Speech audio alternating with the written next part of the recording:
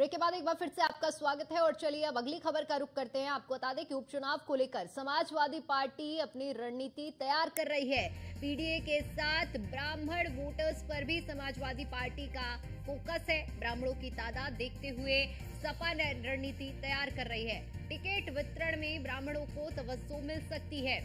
ऐसे में मझवा कटेरी फूलपुर सीट पर बड़ी संख्या में चुकी सवर्ण वोटर्स हैं और इसके अलावा गाजियाबाद सीसामऊ मिल्कीपुर सीट पर सवर्ण वोटर्स की बड़ी तादाद है। पीडीए के साथ ब्राह्मणों को साथ लेने की जुगत में समाजवादी पार्टी जुटी हुई है। उपचुनाव में फायदा मिलने पर 2027 में सवर्ण को भी साथ रखने की रणनीति बनाई जा रही है। तो जहां पीडीए के नारे पर लोकसभा चुनाव में समाजवादी पार्टी ने जीत दर्ज की थी, तो वहीं अब इस बार उपचुनाव में पीडीए के साथ साथ सवर्णों को भी साधने के लिए समाजवादी पार्टी तैयार कर रही है। और ऐसी सीटों पर जहां पर सवर्ण वोटर की तादाद ज्यादा है, वहां पर सवर्ण उम्मीदवार उतारने की भी प्रबल संभावना समाजवादी पार्टी की बन रही है।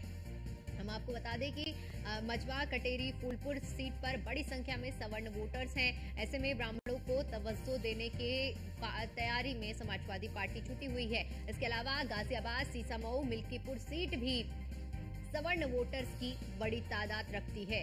तो कुल मिलाकर अगर देखा जाए तो पीडीए के साथ साथ ब्राह्मणों को भी साथ लेने की जुगत समाजवादी पार्टी लगा रही है। उपचुनाव में फायदा मिलने पर 2027 में सवर्ण को भी साथ रखने की रणनीति पर समाजवादी पार्टी आगे बढ़ सकती है।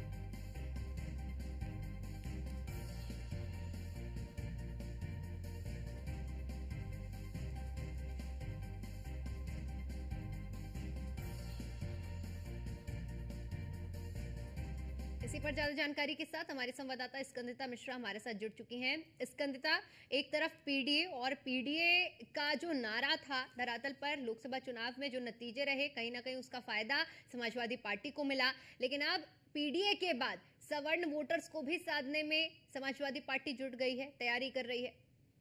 देखिए, बिल्कुल आपको बता दें, उपचुनाव के लिए समाजवादी पार्टी जो है वो समीकरण तैयार कर रही है। उनकी पूरी रणनीति बनकर तैयार हो गई है। जिस तरह से उन्होंने लोकसभा चुनाव 2024 जीता था पीडीए की रणनीति से, अब पीडीए के साथ साथ ब्राह्मण वोटर्स को भी फोकस कर रहे हैं। अभी हमने देखा कि किस तरीके से नेता प्रतिपक्ष पर उन्होंने माता प्रसाद पांडे को फाइनल किया, माता प्रसाद पांडे को बनाया। उसके बाद कहीं ना कहीं स्वर्णों का वोट समाजवादी पार्टी की तरफ खींचा जरूर है और अभी इसी का फायदा जो है वो उपचुनाव में समाजवादी पार्टी उठाना चाहती है, जहां पर वो उपचुनाव की सीटों पर ब्राह्मणों की तादाद देखते हुए सपा ने ये पूरी रणनीति जो है वो बनाई है कि कई सीटें ऐसी हैं जहां पर ब्राह्मण वोट बैंक जो है वो ज्यादा है। तो ऐसे में कहीं ना कहीं समाजवादी पार्टी का लिया हुआ ये डिसीजन उनके लिए सफल साबित हो सकता है और उसी के तर्ज पर समाजवादी पार्टी काम करते हुए नजर आ रही है।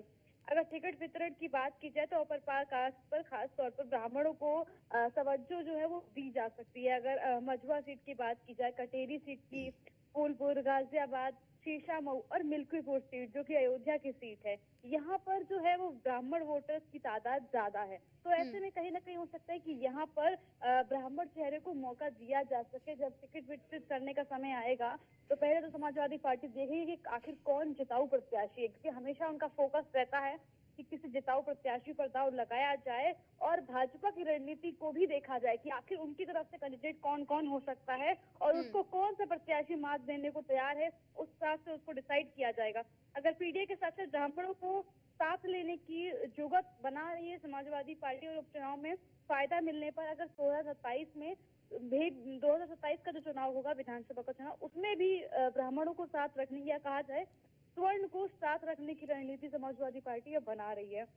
अयोध्या की बात की जाए तो अयोध्या की मिल्कीपुर सीट पर जो है अभी हाल ही में लगातार सियासत गरमाई हुई है। उसके बाद से लगातार समाजवादी पार्टी का फोकस है कि पिछड़ा दलित अल्पसंख्यक के साथ साथ अंगड़ों का भी खास ख्याल रखा जाए, उनका वोट बैंक अपनी तरफ कैसे खींचा जाए, उसकी रणनीति समाजवादी पार्टी बनाती हुई नजर आ रही है। बिल्कुल स्कंदिता, और साफ तौर पर इसका एक सबसे पहला उदाहरण अगर हम अब इस बात को कनेक्ट करते हैं कि जब चुनाव हुआ, नेता प्रतिपक्ष की चयन की बात हो रही थी, तमाम तरह की बातें चल रही थी, लेकिन जो नाम निकलकर सामने आया वो बेहद चौंकाने वाला था और वहीं से एक संदेश देने का अखिलेश यादव ने प्रयास किया था कि न सिर्फ पिछड़ा दलित अल्पसंख्यक पीडीए बल्कि हम सभी को एक साथ लेकर चलते हैं और कहीं ना कहीं उसी का नतीजा रहा कि सवर्ण जाति से ब्राह्मण तबके से आने वाले माता प्रसाद पांडे को नेता प्रतिपक्ष बनाया गया। देखिए बिल्कुल समाजवादी पार्टी की ये जो नेता प्रतिपक्ष बनाने की रणनीति थी वो पूरी सोची समझी रणनीति थी। उसके तहत उन्होंने ये बड़ा फैसला लिया जिसमें डिम्पल यादव, शिवपाल यादव से भी खास सलाह मशवरा करने के बाद में ये फैसला लिया था कि उन्होंने माता प्रसाद मतलब दलित चेहरे पर जहां पर लगातार कयास लगाए जा रहे थे उसके बाद माता प्रसाद पांडे को मौका दिया था। तो कहीं ना कहीं सॉफ्ट हिंदू माता प्रसाद पांडे के जरिए सॉफ्ट हिंदुत्व की राह पर समाजवादी पार्टी चलती हुई नजर आ रही है और उनका अब सीधा फोकस है पिछड़ा, दलित, अल्पसंख्यक, क्योंकि पहले उनके ऊपर MY फैक्टर का हमेशा आरोप लगता था कि मुस्लिम और यादवों के केवल वोट बैंक उनको मिलता है या वो उनकी राजनीति करते हैं। तो MY से हटकर पहले समाजवादी पार्टी ने PDA का प्रयोग किया जिसमें उन्होंने पिछड़ा, दलित और अल्पसंख्यक को साधा और उसके बाद में उन्होंने A फॉर अंगड़ा को सेट करने की अब उपचुनाव में पूरी तैयारी कर ली है और माता प्रसाद पांडे को नेता प्रतिपक्ष बनाने के बाद अब इन जो लोकसभा चुनाव की बात की जाए इन 10 सीटों पर तो इनमें से कई सीट ऐसी हैं जहां पर समाजवादी पार्टी स्वर्णों को मौका दे सकती है, उनको टिकट दे सकती है। तो कहीं ना कहीं हम देख रहे हैं कि जिन जिन सीटों पर चुनाव होने हैं वहां पर ब्राह्मणों की या स्वर्णों की वोट बैंक की तादाद ज्यादा है। तो ऐसे में समाजवादी पार्टी का ये प्रयोग कितना कामयाब होगा ये तो हालांकि देखने वाली बात होगी। 10 सीटों की बात की जाए 10 में से 6 सीटें ऐसी हैं जिन पे समाजवादी पार्टी जो पूर्व विधायक रहे हैं, जो अब सांसद बन चुके हैं, उनके परिवार के ही किसी व्यक्ति को टिकट दे सकती है। जैसे अगर मिल्कीपुर सीट की बात की जाए तो वहां से अवधेश प्रसाद जो है वो विधायक थे और उसके बाद में अब कहीं ना कहीं कयास लगाए जा रहे हैं। अजीत प्रसाद जो कि उनके बेटे हैं उनको समाजवादी पार्टी मौका दे सकती है। अगर कहल की बात की जाए जहां से खुद अखिलेश यादव विधायक थे तो वहां से कहीं ना कहीं तेज प्रताप यादव का नाम सुर्खियों में चल रहा है कि उनको टिकट मिल सकती है। इसके अलावा एक और सीट है लालजी वर्मा की, वहां पर कहीं ना कहीं उनकी बेटी छाया वर्मा का नाम सुर्खियों में चल रहा है। तो करीब 6 सीटें ऐसी हैं जहां पर समाजवादी पार्टी जहां जो पूर्व विधायक रहे हैं उनके परिवार के ही सदस्यों को टिकट देने की बात सोच रही है। बाकी 4 सीटों पर क्या प्रयोग होगा समाजवादी पार्टी का ये देखने वाली बात होगी। जी बिल्कुल स्कंदिता, बहुत बहुत शुक्रिया आपका हमारे साथ जुड़ने के लिए और जानकारी के लिए।